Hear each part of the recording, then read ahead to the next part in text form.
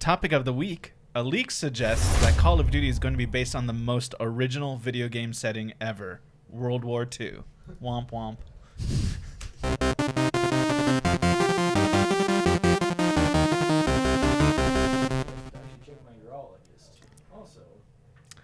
Stop talking over our podcast, Josh. That's a great intro. That was good. It was a soft intro, but soft's better than nothing. Yeah, we're talking right now. This is recording, Josh. Am I correct, Chris? There's a reason why we don't have him on the show anymore. Oh, my bad. All right, on to the topic of the week. So, a recent leak, even though Josh is still laughing, a leak suggests that Call of Duty is going back to its roots, World War II, this November? That's when they come out, right? This fall, we'll say. What was the leak? The nature of the leak? What was nature? I mean, it's a good enough leak that all the major... My friend's cousin who works for it's a major, Infinity Ward. It's a good enough leak that all the major outlets are reporting on it. Are they going to call it Call of Duty Roots? Yeah. Here's the thing about Call of Duty is Vintage. It's one of those few games that the leaks are almost always accurate, right? In fact, I've always been suspicious that the company itself puts out the leaks to test the waters on its own ideas. Yeah. And to kind of start a buzz based on leak instead of just giving an announcement. Yeah. So I thought we'd talk about this. You ever play You ever play World War II? My favorite game as a kid. Yeah. You ever play Call of Duty? Yeah, I think the thing about World War II games is they're automatically nostalgic because so many games, or basically because Call of Duty 1 through 3 and Day of Defeat, which was one of the first-person shooters based on war. You know, so it's like as soon as you mention World War II, like, oh man, I can't wait to get my M1 Garand. Like, there's just like a nostalgic feeling of play. And then the kids who are younger than us old folks, they played those when they were little kids, you know, with their older brothers, and I'm like second and third grade playing Call of Duty 2. So I think they're going to hit on, ironically, even though because it took place, 80 years ago, this nostalgic feeling of playing World War II based video games. Yeah. I'm excited about it. Now, the thing we talked about earlier is, I don't know when the last World War II Call of Duty game came out, the exact year, but it'll be fun to see the difference that, 8-10 years makes in graphics and just the way that the game functions, the physics, the ammunition reload, just everything, the way that it works. It'd be fun to see comparatively what it looks like. I'm surprised because this is going to be, they'll have to step back or undo some of the game mechanics they've developed over the last few games because it's been increasingly about free movement, like unhuman parkour, right? Being able to jump really high because your character, because it's future warfare, they're wearing special suits, right? That jetpacks and so they can jump higher, they can run across walls much farther than any human possibly could. They'll just have PF flyers. PF flyers. Yeah. Run faster, jump higher. Yeah. Right. PF flyer. Is that World War II? Converse, the original Converse. Yeah. So I'm curious about I'm wondering if they're tempted to try to do some kind of alternative World War II where they'll still be able to have their game mechanics. I don't think so. You think they'll go pure? I don't know if as pure as a video game. I don't think it'll be simple. I don't think it'll be back to the basics like Call of Duty 2 or 3, but I think they'll add maybe elements we can't really think of to make it maybe more realistic or maybe some different weapons. I was talking about maybe they'll add some of the experimental World War II weapons that never made it, to the actual war. It's hard to say, but I think if they can if it's a good game, if they can get it right, and they can, the sniping is not OP and, what was the thing you set up that would blow up? Yeah, whatever it was bomb. Called. Yeah, no, the motion sensing one, but for World War II, okay. Whatever that was, probably some kind of tripwire. If they can do those things really well, I think people will probably maybe appreciate the fact that you can't jump around on rooftops and dive from someone from 80 feet up and stab them in the head with a laser knife. Okay, what was nice about Call of Duty? Red. I gotta practice my stabbing. What was nice about Call of Duty 1 and 2 was without actually having any kind of forced narrative, which they didn't. They didn't have a plot.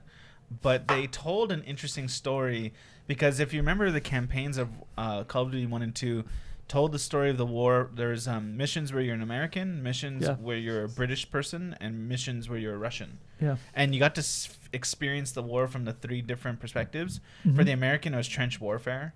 So sort of trench-like. I mean, I know trench warfare is much more of a World War I warfare, but it was in World War II as well. There was from the British, it was more of an operative thing where you were going in as small units and doing small operative type. And letting the Americans do the work. Right.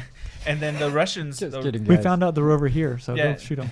And they were in the Russian standpoint was the whole, like, the Pyrrhic War standpoint in which they did not have... Like, I remember, like, one of the campaigns began where your partner had the gun and you have the bullets, right? Because that's all they could only, like, do that. Yeah. And it was definitely like a starvation war. And I just thought that was such a really cool way to tell a story without needing to have a narrative, without having to create some kind of arbitrary plot. Yeah. It was just a story of what it was like from each of these perspectives to be part of this great war. I'd love for them to go back to that. Like I feel like the Call of Duty narratives are just dumb and often confused. Yeah, you think maybe they're just like secondary? Yeah. Yeah, they try to, instead of telling a story, they try to get a big actor to be a big face in it, you know, like a Kevin Spacey. Yeah. Kevin Spacey was basically the plot of one of the previous Call of Duties. Look who we got. You know this guy's face. And what was creepy, though, is because, like, they captured his face so perfectly, but not the movement of his face. So he looked... looked only like good when he wasn't talking. Yeah. Yeah. Somebody was wearing Kevin Spacey's skin. That's a creepy plot. Couldn't get the lips to move, but he's still talking. So, I think what they're not going to do that I really would love them to do is have a beefy campaign. Yeah, no, they're not. Like a 20-hour campaign, as opposed to the 5-hour fare you get now. Why do that when you can just still charge $60 for nothing but online gameplay? Well, and all the fan base it's multiplayer. That's what Call of Duty is now. Yeah. But they are losing numbers. I mean, a way to make up some of those numbers would be to bring in the campaign people again. I used to buy. They're not going to buy it. I bought every single Call of Duty up until Black Ops. I bought every single Tony Hawk. I think it was Black Ops. I think Black Ops 2 was the last Call of Duty I purchased. Yeah. And the reason is because I just gave up on the campaign. Like, what is this? This is the same thing. Yeah, this is just trash. It was just a heap of trash. Like, why do I need this when I have the Call of Duty from last year? Right. Like, I haven't even prestige. Yeah. Call of Duty. I think there's so many stories. You could tell in World War II. You mentioned that there was one of them that they told from the South Pacific. I don't know if I played that one, but just World at War. Yeah, there's just so many stories they could tell, so many ways they could do it. It'd be interesting to get a little bit like deeper into the actual history of what started and ended World War II. Be a little bit. I feel like they always like you're just a recruit. Like you're not like you're never gonna see the generals. So you play as General Patton. Yeah, stuff like that. I mean, slap around soldiers like, in the hospital. Yeah, you're beds. just like a recruit and you die or whatever. Get but fired. Like deeper into what was happening into the different countries of World War II, and then how it ended in some sense. How we took over, Berlin, and just kind of just more into World War II, the historical accuracies of what was making it tick. Yeah, I don't know. Now, if it wasn't World War II, and it turns out that's a false leak, which it probably is accurate, let's just admit that. But let's say it's not. Let's say everybody's wrong about this. What do you think Call of Duty could do instead? Like, what kind do you the Falkland Wars? Okay, man, you had that one ready to go. 1996 to 1996, 30 days later. No. Starring Patrick Stewart. 96. I have no idea when the Falkland Wars. They're just like, we're going to be our own country. It was in and recent Argentina's memories. like, nope. So what could they do? Call of Duty. 82 to 84. Okay. I just like to fly stuff and drive stuff. So the thing that I'm bumming about is that I think kind of Battlefield is almost like a better setting for World War II games because it's so much fun to just, fly those old airplanes and the Jeeps and things like that, that handled like crap and you could fly off a cliff and then parachute out of it.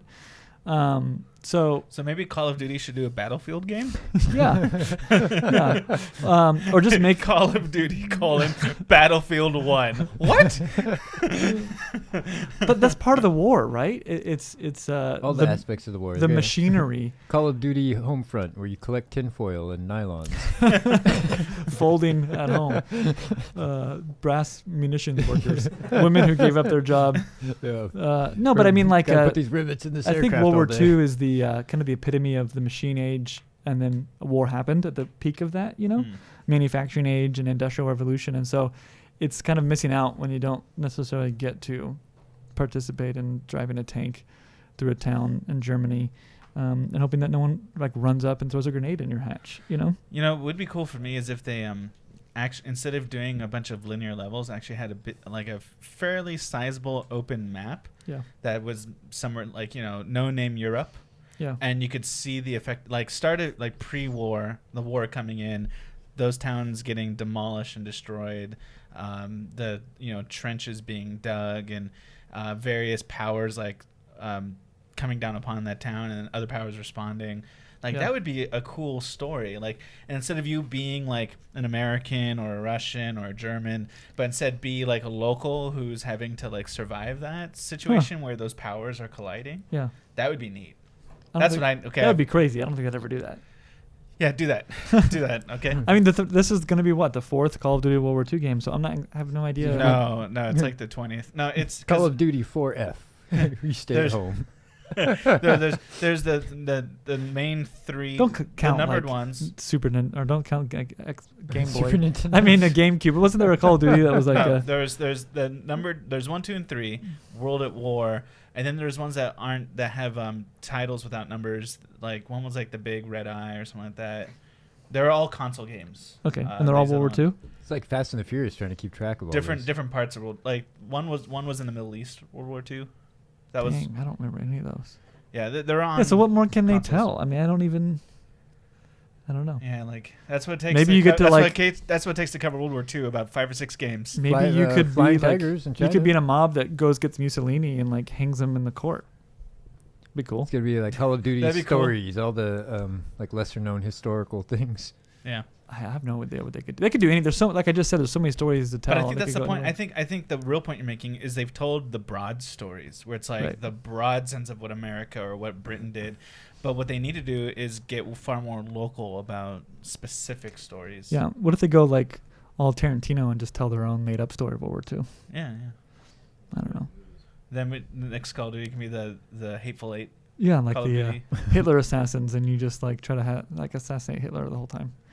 The Call of Duty Bonhoeffer. That's exactly what I was thinking. Bonhoeffer. That'd be awesome.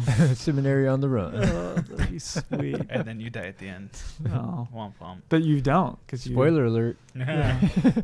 Spoiler alert if you're friends with that guy. Chris, got any ideas about this? Nothing serious. Will you play it? Probably.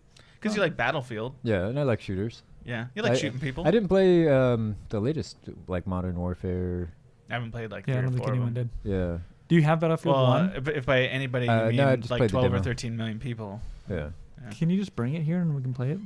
Battlefield 1? Yeah, I want to play that. I might have some hours left on my PC. I want to shoot someone on a horse.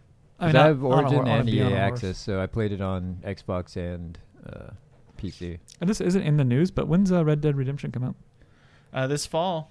All right. But that's all I wanted to know. Look, you're here. You heard it here first, folks. That is going to get delayed. Every Rockstar game gets delayed. Dang, I wish I knew somebody worked for that company. All of them. Sucks. Save it for the news. Save it for the news. This is the news. This is topic of the week. Oh, shoot. Just delete that. All right, I think we covered this topic. You guys excited for Call of Duty? I mean, do you think World War II could get you back in? Maybe. Yeah. It might get. If it has a you got to try something. You can't keep, like, how much farther in the future can you go? You know, like space fighters. You got to just start They should over. go so far in the future that they end up back in World War II. Yeah. They'll find another planet, another dimension of Earth that is 200 years in the past. We at Game Club want to thank you for watching this video. And if you would, please like, subscribe right here, watch a couple extra videos, and keep playing games.